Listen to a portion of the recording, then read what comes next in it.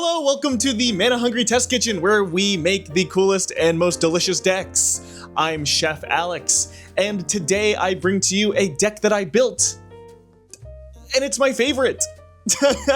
Have you ever tried to build a deck and you realize that the commander wasn't exactly the best commander for the deck? I know it's a weird thing, but not all legendary creatures belong in the command zone. Sometimes they're better fit in the 99, and you just have to work a little harder for it. But what does go as the commander? Well, I have an interesting idea, and it is Value Engine Commanders.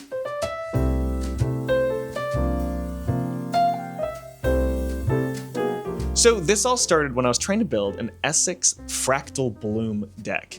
Esix is a 6-mana 4/4 legendary fractal that has an ability that says the first time you would make any number of tokens on your turn, you can have those tokens enter as copies of another creature you control. Another creature on the battlefield besides Esix. I thought this was a very crazy ability, especially in slimes, because it'll enter with a +1/+1 counter, but it's even better when you can make a bunch of tokens at once and then have them all enter as whatever the hell you want. So I decided to quit beating around the bush and just make an Esix deck. And I started throwing it together, and I realized it's a little tough. Esix doesn't do anything besides that one weird replacement effect, but it's not helping me get to the ideal board state, I guess. I know that's what the rest of the deck is for, but Esix is 6 mana, and that, again, is a little slow for a payoff that doesn't really happen instantly. You need to have your copy targets, you need to have your things making a lot of tokens, and I realized that maybe Esix would be better in the 99 of a deck that cared about copies. So who does go in the command slot, and how do I make the most of Esix in the 99? Well, if I wanted to save more room for token creators and things that are good copies, what if we stuck the rest of the deck in the command zone? Enter Helga, Skittish Seer. Helga, Skittish Seer, is a 3-mana legendary frog druid that says whenever you cast a creature spell with mana value 4 or greater, you draw a card, gain 1 life, and put a +1/+1 counter on Helga Skittish Seer. My god. And you can also tap Helga, add X mana of any one color, where X is Helga Skittish Seer's power. Spend this mana only to cast creature spells with mana value 4 or greater, or creature spells with X in their mana costs. Helga is kind of an everything card. I remember when Helga got spoiled, they spoiled her art first, and I was really, really excited. And then they spoiled the card, and I was a little underwhelmed. It's kind of generic, and it kind of is a does everything commander, and it's banned, so of course it does. But what Helga's really good at is providing your deck with kinda everything it needs to succeed on one card, as long as you're casting mana value 4 or greater. I suppose that's the only limitation she sets upon you as the commander. But luckily, Esix Fractal Bloom is 4 or more mana, so this works out. Helga provides, in the command zone, card draw, life gain, and ramp.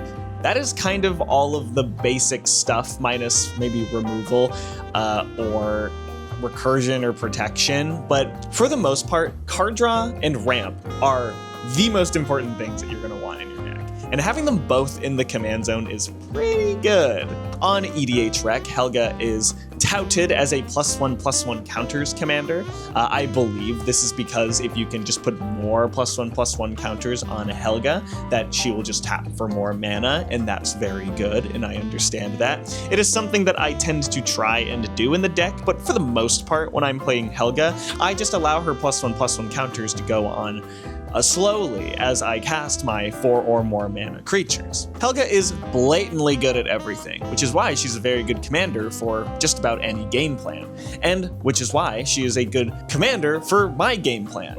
Esix Fractal Bloom. The theme I'm going for with Helga is copies and tokens. The game plan is to get a bunch of creatures out that make lots of tokens, and then make copies of those creatures to make more tokens, and hopefully Esix Fractal Bloom shows up and can make even more. There's also a slew of good stuff in there that we can also make copies of. So the deck is categorized into these few things. We have things that are good to make copies of, things that make tokens, and things that make copies. Luckily, Esix can take 2 of those categories and mash them together into the 3rd category, which I think is very cool. Not to get ahead of myself, but they also printed Esix on an enchantment in Edge of Eternities, which I was very excited about because now there's essentially 2 Esix in my deck. We'll get to that later. Now, you might be saying, Chef, Helga doesn't make copies, so Helga isn't a very good commander for a copies deck. To you, I say, I don't care. I think Magic and Commander specifically is so fun because you get to do whatever you want, right? And so Helga can be my copies commander. Now, I've had people say, yeah, what is Helga doing? Like, you would probably be better off with maybe a copy enabler in the command zone, to which I say, no. You see, the whole point of having Helga in the command zone is that I don't need to add ramp or card draw in the 99, thus making the deck all good stuff and all copy enablers. Isn't that awesome? No, I'm serious. If you're ever stuck on a theme or stuck on, well, I don't have enough room in the deck for everything I need, well, the commander can be just one of those things. Say I wanted to do a card draw deck but didn't have the ramp for it. Well, what if I just put the ramp in the command zone? Maybe a creature that tutors lands or a creature that provides mana like Helga, for instance. Like, I think that's what is so good about this. And yeah, Helga's mana can only be used for creature spells of mana value 4 or greater, but that's fine. This strategy does incorporate that one specific line of text into it. So Helga's not all forgotten here. In fact, Helga's really good in here. She turns every single creature in my hand into a cantrip. And yes, most of the creatures in this deck are mana value 4 or greater. In fact, I spend my first 2 turns doing almost nothing until Helga can come out, and then I can start casting everything. So let's take a look at some of the cards in this deck. You guys like looking at cards, so I want to tell you about some cards. So here are some of the cards in the deck that make tokens consistently. The goal usually is to cast Esix and have no mana open afterwards, and then have something by some means create a token, thus allowing Esix to come out as soon as physically possible. We have Bio Waste Blob. I really like this one. It creates a token of itself on my upkeep as long as I have my commander. The Brightcap Badger is a little bit of the opposite. On my end step, it creates a Saproling token. This also provides me with ramp, which is very nice. So even if Esix isn't out, I still just get a Saproling that will tap for green, which is very nice. This deck specifically suffers from a lack of flyers, so I have a card called Sandworm Convergence in here. This card's definitely hard to get out as it's an 8 mana enchantment, but it does make me a 5/5 green worm creature token on my end step. I've also got Mirror Battlesphere in here. This one's a little harder to get out because it does require to have Esix out first. And it's also 7 mana, but it does make 4 1/1s all at once, which Esix could use very well. I've got Tireless Provisioner in here. Tireless Provisioner cannot be cast by Helga, which is a bit frustrating, but she does create me a food or treasure token, so it does provide a bit of ramp or Esix power. Here, this card I've been meaning to cut, but I can't seem to do it because it is Prosperous Pirates. It's a 5 mana human pirate that creates me 2 treasure tokens when it enters. It's nice just to have the treasures, and sometimes I can go mana positive on the creation of the token, which is nice.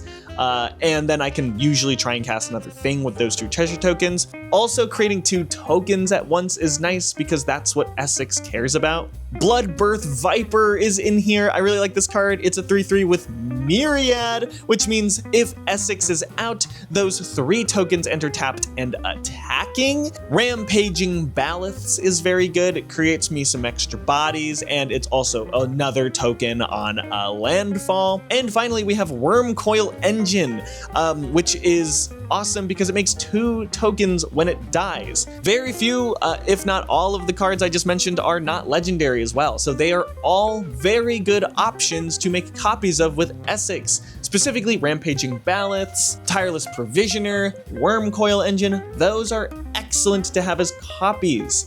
Wormcoil Engine specifically because you just keep making tokens and it's awesome. I've got a bunch of cards in here that also make copies. Esix is absolutely not the only thing that makes copies of my creatures. In fact, there are lots of them. Cackling Counterpart is an excellent option. Sakashima's Student, I picked this up at MagicCon in Vegas because I had some extra gambling money, but that card is amazing. We've got a Deep Fathom Echo in here that can become a copy until end of turn, which I really like. Mirror Maid is in here to make copies of my opponent's stuff. Altered Ego is in here. It's 4 mana, but it also has X in the cost, which is kind of nice for Helga.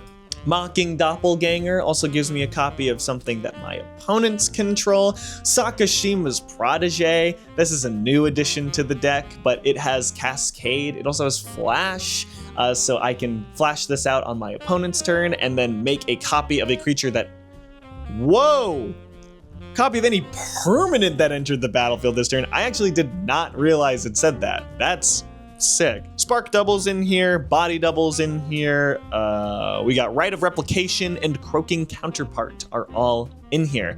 Rite of Replication kicked gives me 5 copies of any creature on the battlefield, which is sweet. So that, and then we have a large, it's about this large suite of cards that are just good to make copies of. I will go over the highlights. Brightsteel Colossus is one of them. I love this card. I got it for $30 at a card show, which was pretty sweet. Helga the Tide Star. This one's sweet. It is a legendary dragon spirit, but when it dies, I gain control of target creature. The death trigger is very easy to obtain because when you make a copy of a legendary creature, you need to sacrifice one of them. And so the death trigger can go on the stack and gain me a creature of my opponent's, and then I control it and I can make more copies of it later. This can also be done at instant speed in some cases, which is very nice. Curator Beastie, this is the absolute pet card of the deck.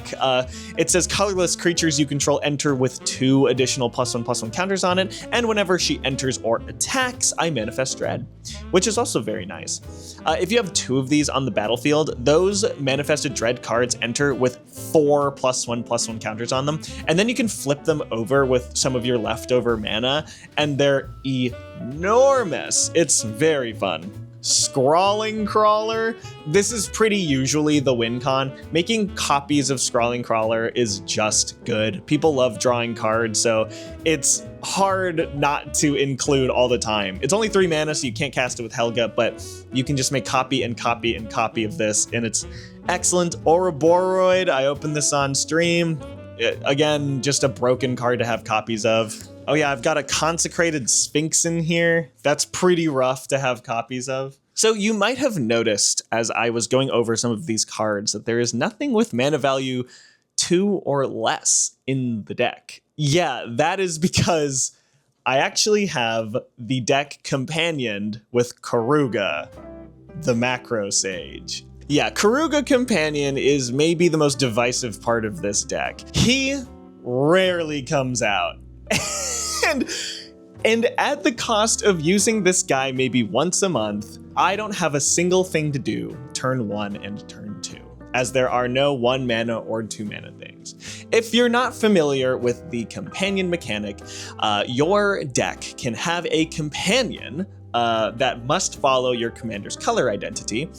It sits in a separate zone, and you can pay 3 mana to put this companion in your hand, and then you can cast it. The downside to many companions is that they all have a deck constraint that your deck must qualify for in order to have it as your companion. Kuruga reads, Companion. Your starting deck contains only cards with mana value 3 or greater, and land cards. This makes it so that I cannot have a single card in the deck that is 1 or 2 or 0 mana. Therefore, my first Kuruga! Now, what is the upside for Kuruga? Well, his second line of text says, when Kuruga enters the battlefield, draw a card for each other permanent you control with mana value 3 or greater. This ability, with copies, is very, very good. Token copies retain their mana value, so if I have a bunch of copies of, say, Wormcoil Engine, I will still draw cards for each one with Kuruga. Also, when I copy Kuruga, yes, one of them will die, but I will draw all those cards again, which is very nice. This usually happens when I'm looking for a win. Overwhelming Stampede is normally the card that helps me win whenever I need to, and Kuruga in the Companion Zone lets me find it really easily. In fact, if I only have one copy spell in my hand and Kuruga, I can typically get a copy of Kuruga out, draw like 6 or 7 cards, and then get another copying card that will allow me to draw 6 or 7 more cards again until I can find a win con. But the criticism I face is that sometimes I don't cast Kuruga, and that is fine. There was actually a time where I took Kuruga out of the Companion Zone and put some mana rocks and some dorks in it, and maybe some smaller ramp spells to maybe try and get Helga on turn 2. This was fine. It was okay. I will say, the one game I played with it, Kuruga showed up in my hand and ended up winning me the game because I needed to draw a ton of cards. After that game, I put Kuruga back in the Companion Zone. I also got him a very lovely white border alt art from Mystery Booster 2, and he has been living in the Companion Zone ever since. I would say a bit of a pet companion, and I really do like him a lot. I think what people don't like about Kuruga is that he limits you from playing a lot of the popular commander staples. Especially in Bant, you lose out on a lot of removal suite, and a lot of protection, and a lot of ramp. I mean, I don't have Arcane Signet in this deck, for example, and that's a weird one not to include, and I simply can't because of Kuruga. But I'm okay with that, and mostly because of Helga, but also because I think it's fun to run a lot of big spells, and I think it's fun to get to them. I think a lot of people are afraid of giant creatures. At the moment, I'm trying to build a deck with a very expensive commander so that I can build up to when I need him and then cast him. So what am I doing on turn 1 and turn 2? Well, I actually have a pile of cards that are options if they are in my opening hand. A few of them are foretell cards. These allow me to pay 2 mana to exile them, and then I can play them for their foretell cost later. One of them is Raven Form, which I hate because it is a sorcery that exiles a creature. That kind of sucks, but whatever. Search for Tomorrow is a very good one. If I can get a forest out on turn 1, I can suspend this for 1 green and get it 2 turns later, and it just gives me a land onto the battlefield from my deck untapped, which is very nice. We've got Star Whale in here. It is an 8 mana alien whale, but I can suspend it for 2 mana, and then when it enters the battlefield, it gives all my other creatures ward 2, which is awesome. We've got Watcher of Hours. I really like this one. You can spend it for 2 mana, of course, and whenever I remove a time counter from Watcher of Hours, I surveil one, which is very nice to surveil for 6 turns. We've got Venture Forth. I kind of forgot about this one because I don't see it very often, but yeah, it's another ramp spell. Exile cards from the top of your library until you exile a land card, put it onto the battlefield, and the rest on the bottom of your library in a random order, and then you can exile it with 3 time counters on it again. The last one, which not necessarily a turn 1 or turn 2 play, is Sphinx of Foresight. It's the only reveal this card from your opening hand card in the deck. And when you do, you can scry 3 at the beginning of your first upkeep. And then, as a creature, at the beginning of your upkeep, you may just scry 1. And making copies of this guy is not bad at all, as he's a 4/4 with flying, and I can just scry a bunch of times at the top of my turn to find what I'm looking for. So that is the deck, and yeah, it's a weird Helga list. I don't think many of these cards are on the EDH Rec Helga page at all, but I think that's the beauty of it. I think it's fun to show up to a pod and say, oh, this is my Helga copies deck. It's a copies deck where the commander doesn't make the copies, and I'm not making copies of the commander. It's just that Helga allows me to not run a ton of card draw and ramp. And don't get me wrong, there is card draw and ramp in this deck. Maybe less card draw, as I have Helga and Kuruga on the sidelines whenever I need them, but there is still card draw.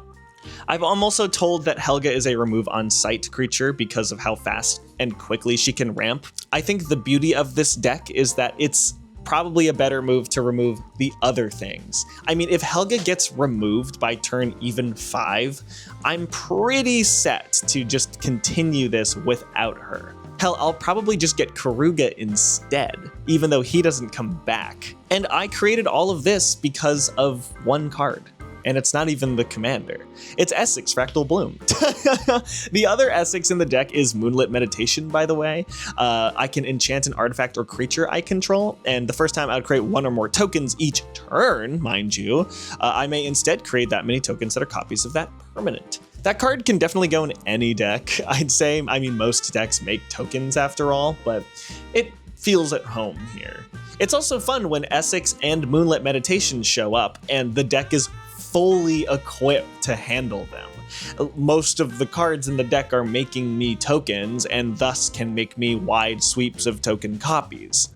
And that's the beauty of a value engine commander. I hope you guys liked this one. It was a little different than the others, but oh well. I guess this was more of just a deck tech. I do recommend, if you are building a deck and you notice that it is missing one thing, why not put that one thing in the command zone rather than trying to shove maybe 5 or 6 versions of it in the deck? You might be surprised. Especially something like ramp in the command zone, I think is kind of unique, because if it gets removed, you don't really need it beyond a certain point. Thank you so much for watching. I hope you enjoyed it. There's a deck list in the description. If you want me to make any videos, just comment them below and maybe I'll check them out. You guys have had some really awesome suggestions, and I highly recommend going to the comments after watching these videos, because there's a lot of very smart people down there. All right, chefs, thank you so much. Bon appetit. I'll see you next time.